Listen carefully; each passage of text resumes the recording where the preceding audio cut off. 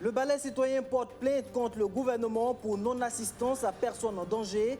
Suite au drame de Sol-An, l'organisation de la société civile dit ne pas comprendre comment des citoyens burkinabés ont pu être massacrés pendant plusieurs heures alors qu'il y avait un détachement militaire installé à Seba, à une quinzaine de kilomètres des lieux de la tragédie. Et puis le gouvernement veut réduire la dépendance à l'assistance alimentaire des personnes déplacées internes. Dans le cadre du projet Prandi PDI, elles reçoivent des semences améliorées et des engrais minéraux pour cultiver ce dont elles ont besoin pour leur alimentation. Le projet vient d'être lancé dans la région du Centre-Nord. Le barrage de Zungu dans la province du Ganzourgou en pleine déliquescence. Une partie de la digue a cédé et l'ouvrage se vide de son eau. Une centaine d'hectares de production agricole menacés de disparaître sous les eaux. Les agriculteurs sont inquiets. Le gouvernement s'est rendu sur les lieux et promet des actions rapides pour circonscrire les dégâts. Bonjour mesdames et messieurs, vous êtes sur BF1 et vous faites bien. Merci de nous choisir pour vous informer. Dans ce journal, nous aurons un invité, Aminata Keita, directrice du district 94, viendra nous parler des enjeux du Toastmaster. Ce sera en fin de journal. C'est peut-être le drame de trop, le massacre de Sol-An qui a coûté la vie à 132 de nos concitoyens. Une pilule encore difficile à avaler. Les organisations de la société civile ne cessent de demander des comptes à l'État. Le Balai citoyen, lui, va plus loin en décidant de porter plainte contre le gouvernement pour non-assistance à personne en danger. Plainte déposée hier mardi 29 juin auprès du procureur du Faso. Les détails avec Benjamin Kwame. Ils sont tous membres du Balai citoyen, une organisation de la société civile à se présenter au tribunal de grande instance de Ouagadougou. Dans leurs mains, une plainte contre le gouvernement burkinabé. Serge Bambara, Dismoké et ses camarades formulent cette plainte suite aux 132 morts de Sol-An, qui étaient de trop selon eux. Ils le rappellent, ces hommes et femmes se sont fait massacrer sans que les autorités militaires ne leur viennent en aide. La plainte porte donc sur non-assistance à personne en danger. Ces actions ont consisté d'une part au dépôt d'une plainte auprès du procureur du Faso près le tribunal de grande instance de Ouaga 1, dirigée contre le gouvernement du Burkina Faso pour non-assistance à personne en danger. Sur la constitution de la plainte contre le gouvernement, faut-il encore le rappeler, le massacre de 132 personnes abandonnées à leur triste sort dans la nuit du 4 au 5 juin 2021 constitue le symbole de cette incapacité notoire, voire de l'insouciance du gouvernement, à protéger les populations contre le péril terroriste. Il ne s'arrête pas là. Le 10 mars 2021, le journal L'Événement a produit un article qui relate une investigation menée à l'échelle internationale sur le financement du terrorisme dans le Sahel. Dans sa plainte auprès du procureur du Faso, le Balai citoyen dénonce ces faits pouvant constituer des infractions pénales. Une enquête diligente doit vite être ouverte pour faire la lumière sur ces faits graves de financement. Le Balai citoyen est surpris que face à des accusations aussi graves et précises, révélées depuis plus de 3 mois, les autorités judiciaires de notre pays restent de marbre. À défaut d'une autosaisine, le Balai citoyen a jugé nécessaire de formuler une dénonciation pour attirer l'attention du procureur du Faso près le tribunal de grande instance de Ouaga 1 sur l'urgence d'ouvrir une enquête sur les faits allégués afin de faire toute la lumière sur ces accusations gravissimes. Le samedi 3 juillet devrait se tenir une marche pacifique et silencieuse à la demande de l'opposition politique. Ici, le Balai citoyen ne compte pas s'aligner derrière l'opposition car il y voit des calculs politiciens. En ce qui concerne la marche de l'opposition, il se trouve que là, nous ne sommes pas sûrs que cette marche sera uniquement défendue par des patriotes convaincus de la défense de la patrie, puisqu'il y a encore et toujours des calculs politiciens. Donc nous envisageons de monter une unité d'action avec d'autres organisations ayant à peu près le même sens de conviction que nous. Avec cette plainte et cette dénonciation, l'OSC attend de la justice son rôle de préservation du Burkina Faso contre toutes ces attaques qui menacent les fondements même du pays. en faisant aboutir ses requêtes. Sécurité toujours, les militaires radiés des mutineries de 2011 n'en démordent pas. Ils poursuivent leur série de plaidoyers auprès des institutions et ministères pour leur réintégration dans l'armée. Ils ont été reçus hier par le ministre de la Réconciliation nationale, Zéphirin Diabré. On écoute leur porte-parole suite aux entretiens. Ici présent ce matin, c'est l'objet de notre radiation de 2011 qui nous vraiment aujourd'hui ne nous plaît pas toujours. Encore la situation sécuritaire qui traverse notre pays aujourd'hui. Nous regardons ça d'un œil vraiment très fiable et vraiment à l'incapacité même de ne pas pouvoir défendre nos frères d'armes qui sont au fond. À chaque fois, c'est de l'arme qu'on ne peut rien faire pour eux. Nous demandons aussi au ministre de la Réconciliation de plaider à notre sort pour que nous puissions rejoindre les rangs pour combattre l'ennemi vraiment qui nous dérange. Il y a cela à un moment donné qui vraiment ça ne nous plaît pas et on n'a pas le choix. Encore, je vais ajouter la situation sécuritaire aujourd'hui, que les gens croient que nous sommes à l'apport avec des groupes quelconques pour déstabiliser ce pays. Et c'est pour dire non. Nous sommes pour là, nous jusque-là, rien. Nous voulons effectivement aider réellement à une vraie réconciliation. Nous voulons aider vraiment à une paix durable au Burkina Faso.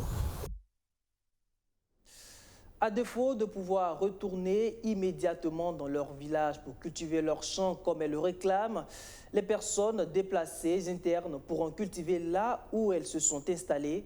C'est le gouvernement qui l'a décidé ainsi à travers le projet de prévention de la gestion de la crise alimentaire et nutritionnelle. L'idée est de réduire la dépendance à l'assistance alimentaire de ces personnes déplacées suite à la crise sécuritaire. Et pour cela, elles seront dotées en semences améliorées et en engrais minéraux. Le projet a été lancé hier, 29 juin, dans la région du Centre-Nord. Alexis Belemnab. Le PRIAN-PDI, le projet de prévention et de gestion de crise alimentaire et nutritionnelle des personnes déplacées internes dans les régions fortement touchées par l'insécurité au Burkina est en marche. Le ministère en charge de l'agriculture vient de lancer la première phase en dotant les déplacés internes et les ménages hôtes de Nessamtenga, de la commune de Boussouma dans le centre-nord, de semences améliorées et d'engrais minéraux. L'objectif est de permettre aux bénéficiaires, en cette saison humide, de produire des céréales afin de réduire la dépendance à l'assistance alimentaire. L'objectif réel, c'est de rendre, donc, comme le nom du projet l'a intitulé, rendre plus résilient la population donc, qui s'est déplacée, en leur apportant ce que vous voyez comme intrants et semences, pour qu'ils puissent produire et devenir eux-mêmes autosuffisants, pour ne plus être donc en train d'attendre l'assistance alimentaire, l'aide d'urgence. La reconstitution de leur cheptel est aussi envisagée. Le coût du projet est estimé à plus de 8 milliards de francs CFA et s'exécutera sur une période de 4 ans. Il se mène avec le concours de tous les acteurs des différentes structures étatiques au niveau déconcentré. Les actions à mener, c'est surtout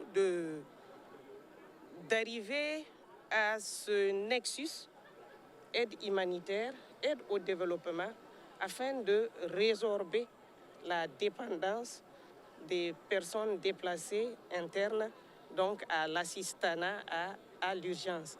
Il s'agit ici donc de reconstituer leurs moyens d'existence à travers donc les capitaux productifs. L'une des difficultés majeures rencontrées par les bénéficiaires, c'est l'insuffisance de terres cultivables. Néanmoins, ils se réjouissent de ce don. Ce don nous permettra de rentabiliser plus avec ce que nous possédons. Là où nous étions, on cultivait. Il faut savoir que les dons ne peuvent pas nous suffire. On croyait vivre le pire, mais ce n'est pas le cas. On rend donc grâce à Dieu.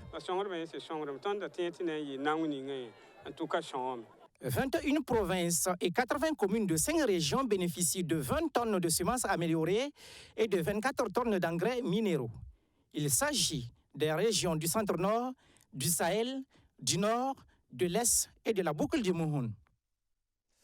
Rendons-nous à présent dans la commune de Zungu, située à une vingtaine de kilomètres de Zorgo, dans la province du Ganzourgou. En ce début de saison hivernale, les agriculteurs craignent que leurs terres cultivables soient inondées, et ce, suite à la fissure d'une partie de la digue du barrage de la localité le 25 juin dernier. Ce sont des dizaines d'hectares de production agricole autour de l'ouvrage qui sont menacés. La directrice générale des infrastructures hydrauliques s'est rendue sur les lieux. Les travaux de réhabilitation d'urgence devraient incessamment débuter. La digue du barrage de Zungu a cédé le 25 juin dernier et l'infrastructure se vide de son contenu. Deux brèches d'une largeur d'environ 10 mètres chacune laissent l'eau s'échapper. L'ouvrage est en danger et il faut le sauver au plus vite, car les aménagements agricoles aux alentours sont aussi menacés. On parle de près de 5 hectares en péril. Les producteurs sont sous le choc.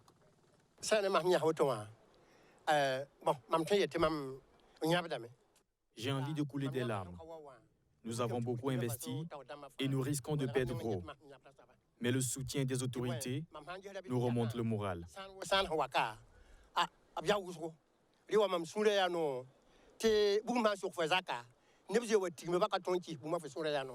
Et leur cri de cœur est entendu. 48 heures après les dégâts, la directrice générale des infrastructures hydrauliques et son équipe technique sont sur les lieux. Elle est consciente du préjudice que peuvent subir les agriculteurs suite à la détérioration du barrage.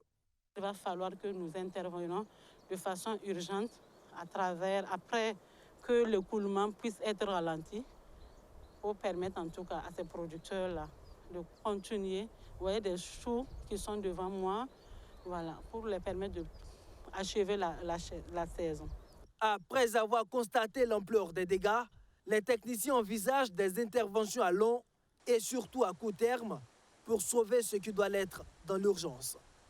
Deux solutions. Une solution dans l'urgence qui va consister à poser et des lits de gabions ou d'autres matériaux de telle manière à maintenir un niveau d'eau minimum dans le lac pour pouvoir satisfaire partiellement les besoins de l'agriculture.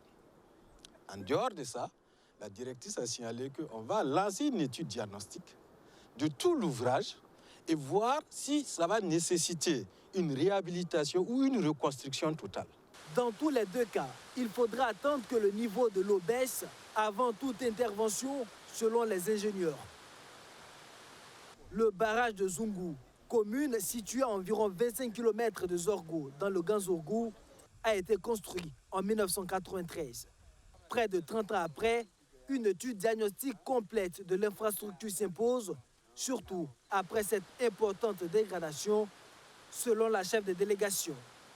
En marge de cette visite, la patronne des infrastructures hydrauliques et sa délégation se sont rendus sur les sites des barrages de Tuiré et de Moctedo pour s'imprégner de l'état d'avancement des travaux de reconstruction et de réhabilitation de ces deux ouvrages hydrauliques.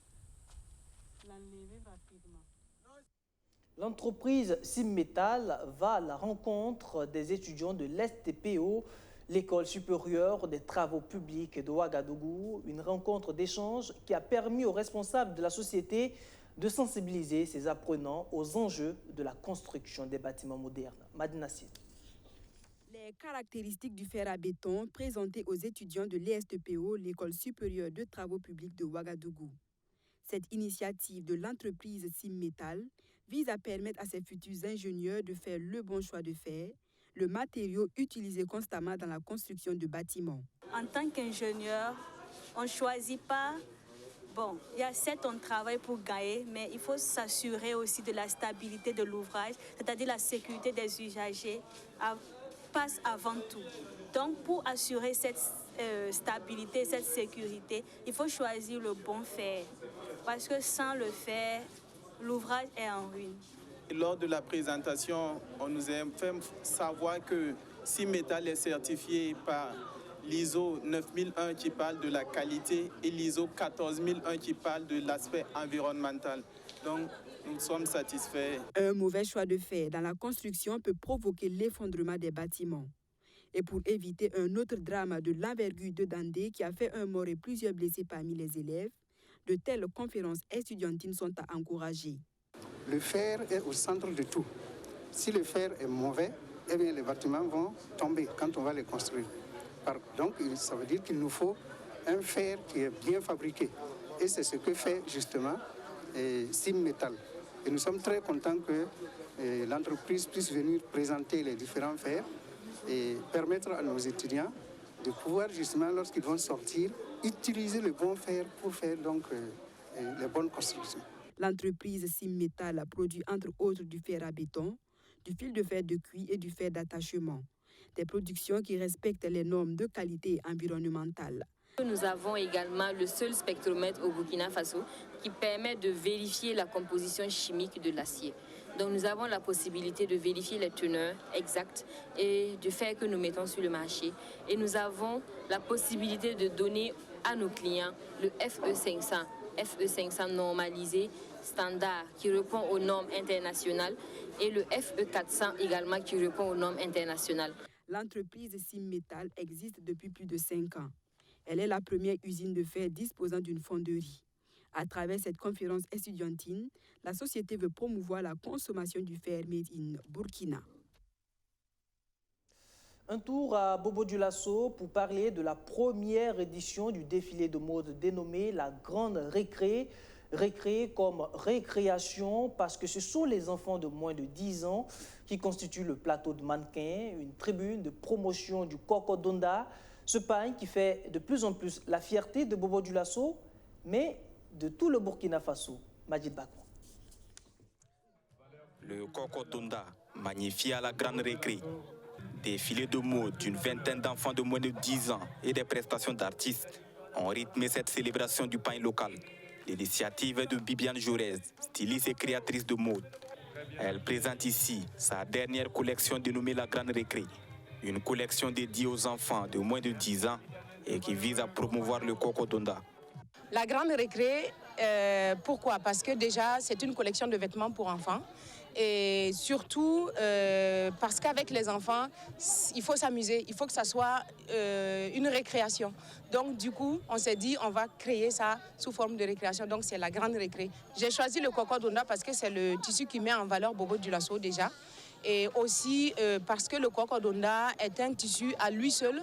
Il fait vendre, il fait manger, il fait plein de choses. Ça permet de réaliser plein de choses. Et en plus, Kokodonda, c'est la valeur, c'est la fierté de Bobo-Dioulasso.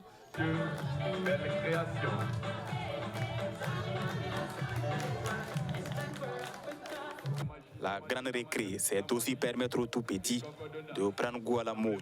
Et j'ai vu en cette occasion un terreau qui va voir germer de très grands talents et qui sera un tremplin pour permettre donc aux artistes, aux petits artistes en herbe de germer et de devenir des grands stylistes, des grands mannequins à travers le monde. Une partie des recettes de cette première édition de la Grande Récré sera versée à la maternité du centre hospitalier universitaire Souroussano de Bobo-Dioulasso et au SOS Village d'enfants de Dafra.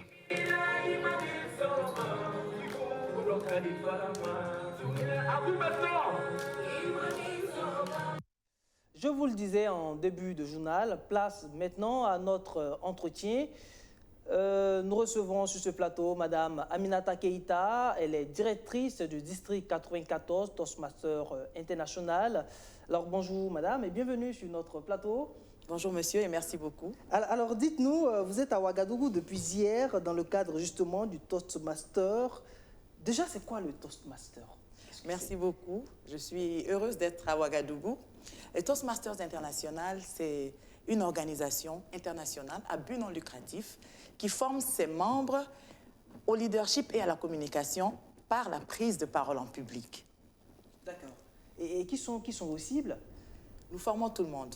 Les jeunes, les femmes, les cadres d'entreprise, toute personne qui a envie d'améliorer ses compétences en matière de leadership et de prise de parole en public. D'accord. On rappelle que vous êtes en tournée et l'étape du Burkina Faso fait partie justement de votre tournée. Expliquez-nous le contexte de votre visite officielle au Burkina. Oui, effectivement, je suis en tournée de fin de mandat. À Toastmasters, nos mandats sont structurés autour d'une année. Et moi, je suis en poste en tant que directrice de district depuis le 1er juillet 2020. Et aujourd'hui, 30 juin 2021, c'est la fin, le grand jour de la fin de mon mandat. Et je suis là pour dire merci à tous les Toastmasters du Burkina Faso qui ont aidé le district 94 à atteindre ses objectifs. Mais aussi, puisque l'organisation continue et dans le cadre justement de la poursuite de nos objectifs communs, c'est aussi de replanter la graine, d'arroser celle qui est déjà là, motiver les membres afin qu'ils continuent de plus belle à rechercher l'excellence. D'accord. Le Burkina Faso, on apprend, est l'un des pionniers de ce mouvement Toastmaster. On imagine peut-être que l'étape de Burkina sera plus ou moins particulière. Alors dites-nous, qu'est-ce qui est prévu concrètement là? Merci, merci, merci. J'aimerais revenir sur le fait que le district 94 regroupe les pays d'Afrique de l'Ouest et d'Afrique du Centre. Nous sommes 14 pays au total. Et pour l'Afrique de l'Ouest et du Centre, le tout premier pays qui a initié Toastmasters, c'est la Côte d'Ivoire. Mais juste après la Côte d'Ivoire, c'est vraiment le Burkina Faso. Et les plus grands noms du Toastmaster dans notre district s'inscrivent franchement ici au Burkina Faso. Et j'aimerais profiter de votre tribune pour dire merci à tous les prédécesseurs, tous les mentors. Et ce qui est prévu, c'est vraiment de rencontrer les membres ici. Parce que nous, en termes de leadership, nous travaillons, nous récoltons les fruits, mais nous célébrons ensuite. Nous faisons la fête. Donc nous sommes là, nous allons nous rencontrer et faire la fête. Aujourd'hui, nous aurons un dîner avec les leaders Toastmaster International. Et c'est un plaisir déjà. Parmi les choses prévues, c'est ma présence là auprès de vous sur cette antenne. Merci beaucoup à la télévision. Et ensuite, nous allons discuter, travailler de ce qui va être fait au mandat prochain. Surtout pas question de baisser les bras et de baisser le niveau. D'accord. De plus en plus, on entend parler de prise de parole en public et des formations par-ci, par-là. Alors dites-nous, en quoi est-ce que c'est important pour une jeunesse, pour des jeunes, de savoir prendre la parole en public? Ça, c'est une excellente question. Vous savez, Toastmasters en particulier forme à travers le développement de la confiance en soi. Combien de jeunes n'osent pas s'exprimer dans les réunions? Et même les jeunes cadres d'entreprise qui ont de grands diplômes, mais qui n'osent pas poser les questions qu'il faut, qui n'osent pas s'affirmer. Donc Toastmasters aide, grâce à des exercices pratiques réguliers, à développer sa confiance en soi. Une fois que la confiance en soi est développée, on s'affirme, on affirme sa personnalité et on ose participer à la marche de la société et de la communauté. Donc c'est pour ça qu'il est important de savoir parler en public. Quand on ne sait pas parler en public, on est complexé. Je ne serais pas là devant vous à avoir cette conversation si je n'avais pas fait quelques exercices de prise de parole en public. Donc, il est important, et là, je m'adresse franchement aux jeunes, aux femmes, à tous ceux qui intérieurement n'osent pas s'affirmer, de venir contacter, de venir à Toastmasters, vous développez votre confiance en vous, et puis vous osez entrer en contact avec votre potentiel qui ne demande qu'à être révélé. Alors, vous nous disiez en début d'entretien que vous êtes en fin de mandat. Est-ce qu'on peut faire un petit bilan rapidement des actions que vous avez pu mener et la perspective peut-être après votre mandat à la tête du Toastmaster International? Oui, merci. C'est avec une grande joie, une grande fierté que j'affronte mon bilan parce que cette année, avec l'aide de tous les membres Toastmasters et des différents dirigeants et leaders que nous avons, le mandat a été positif malgré les difficultés liées à la COVID-19. Habituellement, nous nous rencontrons physiquement dans des salles pour faire nos réunions. Mais là, nous étions derrière l'ordinateur avec certaines plateformes informatiques, électroniques qui nous permettaient de nous réunir. Malgré cela, nous avons atteint un chiffre d'adhésion que nous n'avions jamais atteint avant. Nos résultats sont positifs. Les leaders ont eu à réaliser des choses qu'ils n'avaient pas réalisées auparavant à cause de la situation d'incertitude. Il y a eu des compétences nouvelles qui ont été acquises. Aujourd'hui, nous sommes tous, comme on dit communément, des petits Zoom Masters. Nous avons tous appris à nous réaliser sur les plateformes. Donc, les réunions informatiques, les concours de discours en ligne sont des compétences qui ont été apprises. La gestion des réseaux et des relations en ligne sont des compétences qui nous sont désormais familières grâce à la situation. Et le district, en termes de bilan, est arrivé au chiffre fatidique qu'il fallait pour pouvoir se scinder en deux. Nous sommes parvenus à 200 clubs cette année. Il fallait lutter. Nous avons travaillé dur et à partir de ce mandat, nous pouvons demander à l'organisation internationale de nous permettre de nous scinder en deux afin que plus de personnes puissent profiter de la méthode, cette méthode si efficace. Dernière question rapidement. Alors, comment on fait pour être membre du Toastmaster, pour apprendre toutes ces techniques de prise en parole et tout ça? Comment on fait? Très facile d'être membre de Toastmasters. Il suffit d'entrer en contact avec des clubs qui existent ici, au Burkina Faso. Le Burkina, d'ailleurs, a tellement grandi en Toastmasters que nous avons 2 divisions. Et il suffit tout à l'heure, on pourra vous laisser des contacts. Entrez en contact avec des Toastmasters et vous avez l'opportunité de venir sans engagement, visiter et participer à des sessions en tant qu'invité. Une fois que vous êtes sûr que c'est l'endroit que vous recherchez et que la formation est faite pour vous, en ce moment, vous décidez de vous engager et être membre de Toastmasters. Vous pouvez aussi aller sur notre site web et puis sur le site web de Toastmasters, vous trouverez tous les clubs existants et les contacts. Ce sera le mot de fin. Nous vous disons merci d'être passé sur ce plateau. Nous recevions Madame Aminata Keïta, elle est directrice du district 94 du Toastmaster International. Elle est en fin de mandat et elle est en visite officielle Burkina Faso, justement, dans le cadre d'une tournée internationale. Et c'est sur ces mots que prend fin ce journal. Merci de l'avoir suivi. Je vous retrouve demain, si Dieu le veut. D'ici là, portez-vous bien et restez fidèles au programme de la chaîne au cœur de nos défis. Bonsoir.